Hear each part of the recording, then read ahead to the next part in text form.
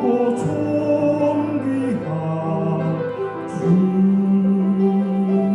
자녀라. 나는 배롭고 존귀한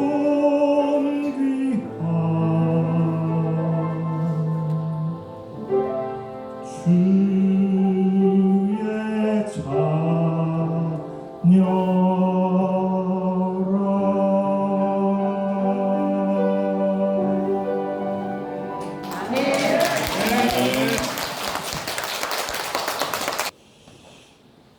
우리 기독교에는 4대 절기가 있습니다. 여러분들도 잘 아신 바와 같이 부활절이 있고요. 그다음에 이제 7월달에 오는 맥주 감사절이 있고, 가을에 보통 일면제 날짜들이 교회 상황에 따라 다르긴 합니다만 보통 그 가을에 추수 감사절이 있고, 그다음에 이제 12월달에 성탄절이 있습니다. 이 절기 모두가 다 중요하고 의미 있는 날이긴 합니다만은 그래도 그 중에서 가장 의미 있고 기쁜 날을 꼽으라면 바로 오늘 이 부활주일이다라고 말씀드릴 수가 있겠습니다. 왜냐하면 예수님이 부활이 없다면은 사실 예수님의 탄생도 의미가 없고요. 예수님이 부활이 없다면은 예수님이 십자가에 못 박혀 죽으심도 사실 의미가 없기 때문입니다.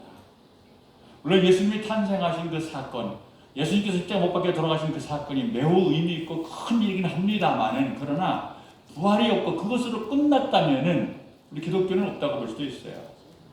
그 때문에 가장 의미 있는 날은 언제냐? 바로 예수님이 부활하신 날을 기념하는 이 부활절, 이 날이 가장 큰 날이다라고 볼 수가 있겠습니다. 예수님의 부활은 온 인류에게 미친 참으로 기쁜 날이다, 기쁜 일이다라고 볼 수가 있겠어요. 자, 그래서 이런 의미에서 오늘 이 기쁨을 가지고 우리 옆 사람과 함께 인사합시다. 예수님 부활하셨습니다. 예수님 부활하셨습니다. 먼저 부활하신 예수님 평강에 함께 하시길 바랍니다. 예수님께서 부활하신 후에 제자들을 만나서 처음 하신 말씀이 샬롬, 너희에게 평안이 있을지어다 했어요.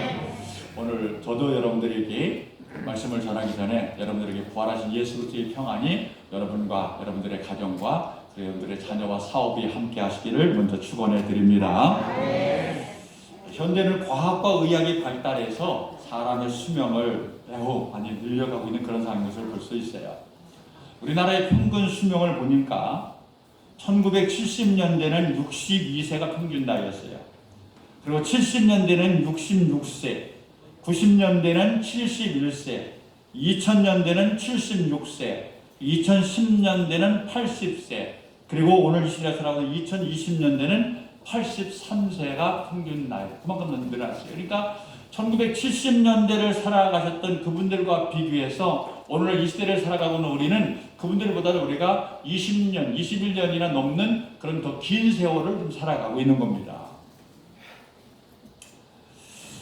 자, 이러다 보니까 오늘날의 많은 사람들은 장수의 수준을 넘어서 영생불멸의 삶을 꿈꾸고 있는 것을 볼 수가 있어요. 근데 그 사람들이 꿈꾸고 있는 것을 보면 어떤 상황이냐면은, 우리가 죽는 것은 병들어 죽는 건데, 근데 우리 지체의 어떤 부분이 병들었다 하면은 그 병든 그 부분을 마치 자동차 부속품 바꾸듯이 바꿔나가기만 하면 된다는 거예요. 무슨 말이냐면, 내가 지금 심장이 안 좋아서 심장으로 인해서 죽을 상황이 있었어. 그럼 안 좋은 내 심장을 떼어내버리고 인공적으로 만든 인공심장을 달면 더 오래 살 수 있다는 거예요. 연세가 많으신 분들 시력이 점점 흐려지잖아요. 눈이 안 좋아져요. 근데 그때에 마치 자동차 헤드라이트를 바꾸듯이 우리 안 좋은 눈을 빼고 다시 밝은 눈으로 갈아끼면 된다는 거예요. 신나는 시대가 올 것 같으죠. 물론 이런 방법, 그리고 이런 시대가 모든 사람들에게 적용될 수 있다면 놀라운 일이지요. 자, 하지만 아무리 그러한다 할지라도 인간의 수명이란 한계가 있다. 왜냐하면 사람이 태어나서 늙어지고 죽게 되는 것은 이건 인간 누구도 막을 수 없는 일이고 정복할 수 없는 일이에요. 왜냐하면 이것은 바로 하나님이 정해놓으신 섭리이기 때문이에요. 누구도 물론 우리 인간의 수명을 아까 말씀대로 과학과 의학이 조금 더 늘려갈 수는 있을지라도 그것을 완전히 정복할 수는 없다는 얘기입니다. 불로초를 구하면서 영생불사를 꿈꾸었던 진시 황제는 겨우 49세에 죽었대요. 또 무력으로 세계를 정복한 알렉산더 대왕은 33세에 죽었고요. 불교의 석가모니는 보리스나무 아래서 금식하면서 고행을 하다가 80세에 식중독으로 죽었답니다. 그리고 그의 시신은 화장해가지고 그 유골을 8부족에게 분배해서 나누게 됩니다. 그러니 그에게도 영생이나 다시 말하면 부활은 없었더라는 얘기입니다. 자, 그러나 인류 역사 속에서 오직 한 분, 예수님은 죽으셨으나 3일 만에 죽음을 이기시고 부활하셨습니다. 우리 기독교가 타 종교와의 본질적인 차이가 바로 여기에 있는 겁니다. 그래서 우리 기독교는 부활의 종교입니다. 우리 기독교는 바로 생명의 종교입니다. 그것은 바로 예수님이 인류의 죄를 지고 죽으셨으나 다시 살아나셨기 때문이에요. 예수님의 부활이 없다면 기독교는 존재하지 않습니다. 인류를 두렵게 하고 불행하게 하는 두 가지 요소가 있죠. 그것이 바로 죄와 죽음입니다. 인류의 역사 속에서 수많은 사람들이 이 두 가지 문제를 해결해 보려고 시도하고 노력을 했지만 그 누구도 자신에게 주어진 죄의 문제를, 어떤 죽음의 문제를 해결한 사람은 아무도 없어요. 어떤 종교도 또는 어떤 철학도 인간의 고행과 노력으로도 선행으로도 해결하지 못했다는 얘기입니다. 때문에 인류는 죄의 종이 돼서 범죄하면서 살아가다가 그의 죄값으로 인해서 육체의 죽음은 물론이거니와 영원한 죽음, 곧 지옥으로 갈 수밖에 없었던 존재였습니다. 그러나 하나님은 우리를 사랑하셔서 예수님을 십자가에서 죽게 하심으로 말미암아 우리 죄의 문제를 단번에 해결해 주셨습니다. 더 나아가 예수님은 그 죽음을 이기시고 부활하심으로 말미암아 우리의 죽음의 문제를 해결하여 주시고 우리에게 부활의 소망을 주셨습니다. 예수님의 부활 사건이 왜 놀라운 사건이냐? 그래서 바로 예수님의 부활은 방금 말씀드린 대로 인간을 두렵게 하고 불행하게 하는 이 두 가지 요소, 죄와 사망의 문제를 단번에 모두 해결하시고 그리고 우리에게 죄로부터의 자유와 죽음으로부터의 승리를 주신 사건이기 때문이에요. 자, 그러므로 기독교인이라면은 반드시 이 사실을 믿어야만 됩니다. 여러분, 이 사실을 믿으면 크게 아멘하시기 바랍니다. 내가 예수님을 믿는다고 하면서 이 사실을 믿지 않는다면 아무 의미 없는 믿음이에요. 자, 그런데 안타까운 것은 과거에나 현재나 사탄 마귀가 이 놀라운 사실을 자꾸 속여가고 있죠. 그리고 많은 사람들이 사탄 마귀 소금에 속아서 살아가고 있는 것을 볼 수가 있어요. 사탄은 사람들에게 말합니다. 야, 죽은 자가 어떻게 살아나냐? 죽은 자가 다시 살아나는 건 있을 수가 없어. 예수님이 부활했다고 예수님은 부활한 것이 아니야. 때문에 죽은 자의 부활은 있을 수가 없어. 라고 사람들에게 얘기합니다. 사람들은 이러한 말에 속아서 예수님의 부활을 부인하고 사람의 부활을 부인하고 있습니다. 근데 과거의 고린도 교회에도 이와 같은 사탄의 말에 속아서 살고 있는 사람들이 있었어요. 자, 그래서 예수님을 믿는다면서도 예수님의 부활과 인류의 부활을 믿지 않고 살았던 사람들이 있었습니다. 그래서 고린도전서 15장 12절에 이렇게 말합니다. 그리스도께서 죽은 자 가운데서 다시 살아나셨다 전파되었거늘 너희 중에서 어떤 사람들은 어찌하여 죽은 자 가운데서 부활이 없다느냐. 사도들을 통하여 분명히 예수님의 부활이 증거되어졌고 그를 믿는 자들도 다 같이 부활할 것에 대한 것을 증거됐는데 어떤 사람들 중에서는 이 부활을 부인하고 예수님의 부활은 물론이거니와 사람이 죽었다 다시 사는 것도 부인하고 믿지 않는 사람들이 있었더라는 얘기입니다. 자, 그럼 여러분, 과거에나 현재나 사탄 마귀에게 속은 사람들이 예수님의 부활을 부인하고 우리의 부활을 부인하고 있습니다. 자, 그러나 그런다고 해서 부활이 없느냐? 그런 것은 아닙니다. 역사적 사실을 몇몇 사람이 부인다고 해서 그 부인하는 그 사실이 없어지는 것은 아니라는 얘기죠. 이런 얘기가 있습니다. 한여름에 하루 살다 죽는 거 하루살이 아시죠? 하루살이하고 메뚜기가 친구가 돼가지고 같이 하루를 놀았어요. 하루 종일 친구가 같이 놀다가 저녁이 되니까 메뚜기가 하루살이에게 야, 하루살이야, 이제 저녁이 됐으니까 우리 각자 집에 돌아가서 하룻밤을 자고 내일 또 다시 만나서 놀자 그랬어요. 그러니까 하루살이가 내일 놀자고? 내일이 뭔데? 하루살이에게는 내일이란 개념이 없죠. 내일을 모르죠. 내일이 뭔데 하고 물었어요. 그게 메뚜기가 설명을 해준다. 이제 지금 밤이 되잖아. 깜깜한 밤이 되면 모든 생물들은 다 잠이 들어. 잠을 자다 보면 다시 또 해가 떠오르는데 날이 밝아지거든. 그럼 그때가 바로 내일이야. 메뚜기가 아무리 내일이 돼서 설명을 해주어도 내일을 경험해 보지 못한 하루살이에게는 내일을 이해할 수가 없어요. 그래서 하루살이를 어떻게 생각하느냐. 여름에 날씨가 덥고 힘드니까 메뚜기가 머리가 좀 이상해졌구나. 도무지 이해할 수 없는 말만 하는 이상한 메뚜기가 됐구나 생각하고 헤어져서 하루살이는 그렇게 세상을 떠났고 메뚜기는 그 밤을 자고 다시 다음 날을 맞아요. 그해 여름에 며칠이 지난 후에 메뚜기는 개구리를 만나서 개구리와 함께 친구가 되어서 지냅니다. 그리고 한 해 여름에 같이 서로가 사이좋게 한 해 여름을 지냈어요. 자, 이제 여름이 가고 이제 가을이 지나고 점점 겨울이 다가오니까 메뚜기는 또 이제 동면 들어가야 되잖아요. 겨울잠을 자러 들어가야 되잖아요. 개구리는. 그래서 개구리가 메뚜기에게 얘기합니다. 야, 메뚜기야, 우리 금년 여름에 잘 놀았는데 우리 이제 헤어졌다가 동면하고 그리고 내년 여름에 다시 만나서 놀자 그랬어요. 근데 메뚜기는 내년이라고 하는 개념이 없죠. 그래서 메뚜기가 개구리에게 묻습니다. 내년이 뭔데? 그러니까 개구리가 다시 메뚜기에게 설명을 합니다. 내년은 조금 있으면 이제 겨울이 되고 눈이 오는데 이게 겨울이야. 그때 모든 생물들은 다 겨울잠을 자야 돼. 얼마만큼 지나면 다시 날씨가 따뜻해지거든. 그러면 땅도 녹고 눈도 다 녹아버리고 그럼 겨울잠에서 깨어나서 나와. 따뜻한 봄이 오는데 그때가 바로 내년이야. 하고 설명을 해줬지만은 메뚜기에는 내년이라는 개념이 없었어요. 이해할 수가 없었어요. 자, 그래서 메뚜기는 이렇게 생각을 합니다. 날씨가 추워지니까 개구리의 머리가 좀 이상해졌구나. 월 내년 없는 것을 자꾸 있다 그래. 여러분, 하루살이는 내일을 경험해보지 못했습니다. 메뚜기는 내년을 경험해보지 못했습니다. 때문에 그들에게는 내일이나 내년이라고 하는 세계를 이해할 수가 없고요. 또 있다고 믿지도 않는다는 얘기입니다. 자, 그러나 생각해보세요. 하루살이가 내일을 믿지 않는다고 해서 내일이 없는 건 아닙니다. 메뚜기가 내년을 부인한다고 해가지고 내년이 없는 것이 아니란 말씀이에요. 마찬가지로 오늘 많은 사람들이 하나님의 존재를 부인합니다. 하나님이 어디 계셔? 하나님 눈에 보여? 하나님 없어. 라고 부인한다고 해서 하나님이 안 계신 것은 아니란 얘기입니다. 많은 사람들이 부활을 믿지 않는다고 해서 부활과 내세가 없는 것이 아닙니다. 사람들이 부인한다고 해서 천국이 없는 것은 아니란 말입니다. 그러니 세상 사람들이 아무리 부인하고 믿지 않는다고 해도 하나님은 계십니다. 예수님의 부활을 아무리 부인하고 믿지 않는다고 해도 예수님의 부활은 역사적인 사실이고 또 예수님을 믿는 우리의 부활도 역사적 사실로 이루어질 줄로 믿으시기를 바랍니다.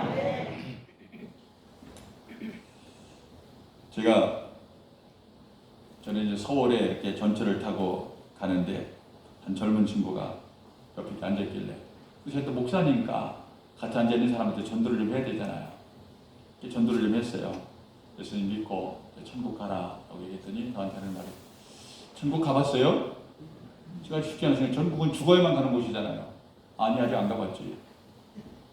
그럼 아저씨가 가보지도 않고 아저씨가 보지도 않는 천국을 어떻게 믿어요? 요즘 젊은 친구들로서 매우 일리는 얘기죠. 젊은 사람들은 안 본 것, 자신이 손을 만져보지 않은 것 안 믿잖아요. 안 믿으려고 그러잖아요. 제가 다시 되물었어요. 부모님 계세요? 계시대요. 부모님 친부모님이니까 친부모님이죠. 어떻게 믿어요 그거를? 그랬어요.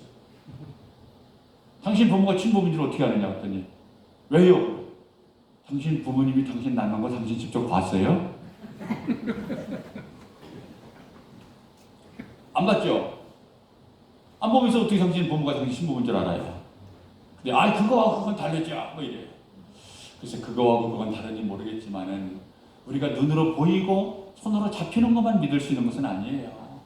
우리가 세상을 살아가면서 눈에 보이지 않지만 손에 잡히지 않지만 보이는 것보다 잡히는 것보다 훨씬 더 많은 것들이 이 세상에 존재하고요. 더욱이 우리가 믿음 안에서는 지금 당장은 손에 잡히는 거 가지고 당장 눈에는 보이지 않지만 그러나 우리가 보이지 않으나 보이는 것보다 훨씬 더 귀하고 존귀한 것들이 우리 앞에 있고요. 우리가 손으로 잡을 수 없지만 우리 손으로 잡은 것보다도 훨씬 귀하고 존귀한 것들이 우리 믿음 안에 있음을 분명히 믿으시기를 바랍니다. 고린도서 15장 1절 이하를 보면은요, 예수님의 부활에 대한 수많은 증인들이 있음을 말씀하고 있어요. 부활하신 예수님은 먼저 게바, 베드로에게 보이셨고 후에 12제자와 그리고 500여 명에게 일시에 보이셨다 그랬어요.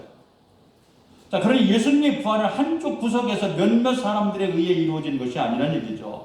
수많은 사람들이 일시적으로 목격했던 역사적인 사건이에요.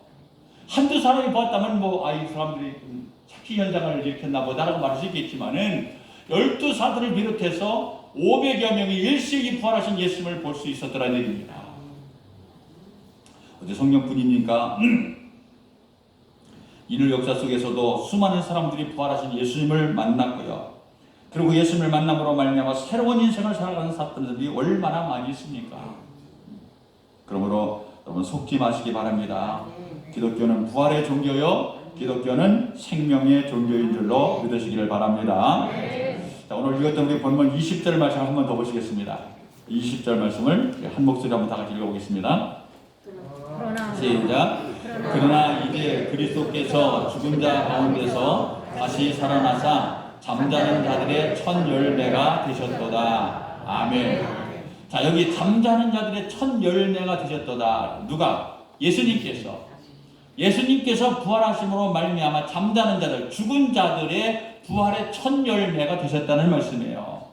예수님의 부활은 모든 성도들의 부활에 대한 보증, 증거. 다시 한번 일본어로 말하면 샘플입니다. 샘플. 어느 한 물건을 만들어내기 전에 이것이 샘플입니다 라고 만들어내는 거 있잖아요. 그리고 예수님이 부활하신 것처럼 오늘날 믿는 우리 모두도 다 그분과 동일하게 부활할 줄로 믿으시기를 바랍니다. 그리고 22절 말씀 계속해서 보면 이렇게 말합니다. 아담 안에서 모든 사람이 죽은 것 같이 그리스도 안에서 모든 사람이 삶을 얻으리라. 아담의 범죄로 모든 사람이 죽음에 이른 것 같이 예수님의 십자가 죽음과 부활로 우리도 부활해서 영생을 누리게 될 줄로 믿으시기를 바랍니다. 여러분, 이 땅에서의 삶은 잠깐입니다. 길어봤자 100년, 아니 120년을 산다고 할지라도 사실 잠깐이죠. 자, 그러나 부활 후의 삶은 영원한 삶이에요. 자, 그러니 오늘 부활주의를 맞이해서 다시 한번 부활에 관한 소망의 믿음을 다짐하시기를 바랍니다. 혹이라도 이날까지 예수 믿는다고 하면서도 정말 내가 죽었다가 다시 살라나 하고 의심스럽게 예수님을 믿으며 살아오셨던 분이 있다면 오늘 순간을 통해서 부활의 확신을 가지시기를 바랍니다. 예수님을 믿는다고 하면서도 부활의 소망이 없는 사람들처럼 이 땅에 소망을 두고 살아서는 안 돼요. 세상 사람들은 부활의 소망이 없으니까 이 세상에 소망을 두고 살아가죠. 그 세상 사람들은 뭐라 그래요? 대통밭에 굴러도 이 세상이 좋다 그래요. 그러나 우리는 아니죠. 우리 이 땅에서 천국처럼 좋다고 여기지는 이 세상의 삶과 그리고 저 천국의 하나님 집에 문지기로 있는 것과 비교한다 할지라도 천국에 문지기로 있는 것이 훨씬 좋다는 얘기입니다. 그리고 이 세상에 소망을 둘 일이 없습니다. 자, 그러니 지금 여러분의 삶이 부활 후에 영원한 삶을 준비하고 예비하는 지혜로운 삶이 되시기를 간절히 바랍니다. 자, 이제 겨울이 지나고 봄이 됐습니다. 아마도 여러분들 그동안 입었던 겨울옷들 다 어떻게 하셨어요? 아마도 깨끗하게 다 세탁하고 정리해서 그리고 잘 이렇게 두었을 거예요. 그럼 왜 그리 하셨습니까? 왜? 내년 겨울에 또 입으려고. 자, 그런데 죄송하지만은 여러분이 내년 겨울까지 살아서 그 옷을 입는다고 하는 보장이 있습니까? 하나님 앞에 너 내년까지 살 테니까 잘 보관했다가 입고 이 옷 입어 하고 보장 받으신 분이 있어요? 아무도 없죠. 내년에 그 옷을 입으신 것은 내 마음이고 내 욕심이라는 얘기입니다. 자, 그렇다면은 보장도 없는 내년 겨울을 위해서는 우리가 준비하고 모아두고 쌓아두면서 확실하고 영원한 부활 후의 삶을 위해서는 우리 오늘날 무엇을 준비하고 있는가? 어떤 준비를 하고 있는가 하는 얘기예요. 자, 그러므로 오늘 이후 여러분의 인생 목표를 부활 후의 삶에 맞추고 살아가시기를 바랍니다. 잠시 있다가 떠나는 이 땅의 소망을 두지 마시고 죽으면서 거질 육신의 삶을 위해서 살지 마시고 영원히 살아갈 영혼을 위해서 부활의 소망을 가진 자처럼 지혜로운 삶을 살아가시기를 간절히 바랍니다. 우리의 육신은 더군다나 죽은 후의 육신은요 아무런 의미가 없어요. 단지 한 줌의 흙에 불과하다는 거죠. 자, 그래 여기에 집착할 이유가 없다는 얘기입니다. 부활의 소망이 없는 세상 사람들은 육신에 관심을 많이 가지고 살아가지요. 그렇기 때문에 무덤에까지 관심을 두고 살아갑니다. 그래서 자기가 죽은 후에 묻힐 명당 자리를 위해서 엄청난 돈을 쓰기도 하고 그런 것을 볼 수가 있어요. 더욱 안타까운 것은 무덤이 잃고 가고 있는 그 수위에 대한 애착이에요. 여러분 수위 한 벌에 얼마씩이나 가는지 아십니까? 제가 이번에 설교인들 하면서 이거저거 검색을 하면서 찾아봤더니 남원 3배, 전라남도 남원이라고 하는 곳에서 생산된 3대로 만든 수위 한 벌이 2천만 원 정도 간대요. 또 안동 쪽에서 만드는 배로 만들어진 수위는요 2,500만 원에서 3천만 원 정도까지 간답니다. 수위 그 배옷 한 벌이 죽은 다음에 입는 옷이 그래요. 근데 더 가관인 것은 안동포에다가 황금가루를 뿌린 수위가 있대요. 이것이 어느 정도 될 것 같아요? 1억이 넘는데 1억이요. 이것을 입으면은 유골이 황금색으로 변한다나? 여러분 한줌 흙이들 육신이 황금색으로 변하면 무슨 의미가 있고 재로 변한들 무슨 의미가 있겠습니까? 그러나 세상 사람들은 부활의 신앙이 없고 부활의 소망이 없으니 이런 것에 관심을 가지고 살 수밖에 없어요. 하지만 부활의 소망이 있는 우리는 아닙니다. 현재 우리의 육신은 부활의 몸과 아무런 상관이 없어요. 지금 우리가 연세 많으신 분들은 허리도 꼬부러졌고 얼굴은 3년 먹은 대추마냥 쭈글쭈글거리고 눈은 보이지도 않고 맷돌 이빨은 다 빠지고 뭐 이런 상황에 이런 모습으로 부활한다면 부활이 우리에게 행복이 조건이 아니죠. 그런데 우리가 부활하는 것은 지금 우리의 육신 이대로가 부활하는 것이 아니고 신령한 몸, 예수님이 부활하신 것과 동일한 몸으로 우리는 부활을 해요. 그래서 그때는 시간과 공간에 방해를 받지 않습니다. 얼마나 놀라운 일이에요. 그러니까 지금 내 몸이 이러하다고 해서 내가 이대로 부활하면 무슨 희망이 있겠어? 그러지 마시고 지금 이 몸은 그냥 내가 죽으면은 화장을 하든지 땅에 묻든지 그냥 이걸 한쪽 흙이 되고 마는 거예요. 그러니까 지금 이 육신에 소망을 두지 마시고 이 육신에 힘쓰지 말라는 얘기죠. 특히 그 장례 치르는데 여러분 많은 돈 들이지 마세요. 여러분 자녀분들에게 유언으로 남기시기 바랍니다. 나 죽으면은 그 수입 비싼 돈 들여서 입히지 말고 내가 평소에 입던 옷 중에서 가장 깨끗하고 좋은 옷으로 입혀라. 제가 목회하던 신점교회 안수 집사님이 작년 말쯤에 돌아가셨어요. 그분이 이번에 수의를 안 입으시고 자기 평소에 입던 양복, 그것도 특히 이제 주일날 교회에 오셔서 오늘 이렇게 이제 뭐 기도한다거나 예배 순서 예배의를 한다든가 할 때 입던 아주 깨끗한 양복으로 그렇게 갈아입혀서 넥타이까지 다 내가지고 용문 효병원에 있는 그 장례하시는 분한테 특별히 좀 부탁을 해서 이분이 이러이러하니까 배수의를 입히지 말고 본인들이 원하는 양복을 입혀서 이렇게 장례를 치렀으면 좋겠습니다. 라고 했더니 뭐 그분이 또 이렇게 저한테 안면도 좀 입고 그러니까 잘 받아서 이렇게 해주시더라고요. 근데 얼마나 깨끗한지 몰라요. 얼마나 좋은지 몰라요. 그러니까 여러분 돌아가셨을 때 비싼 수의 거기에 돈 들이지 말라고 그러세요.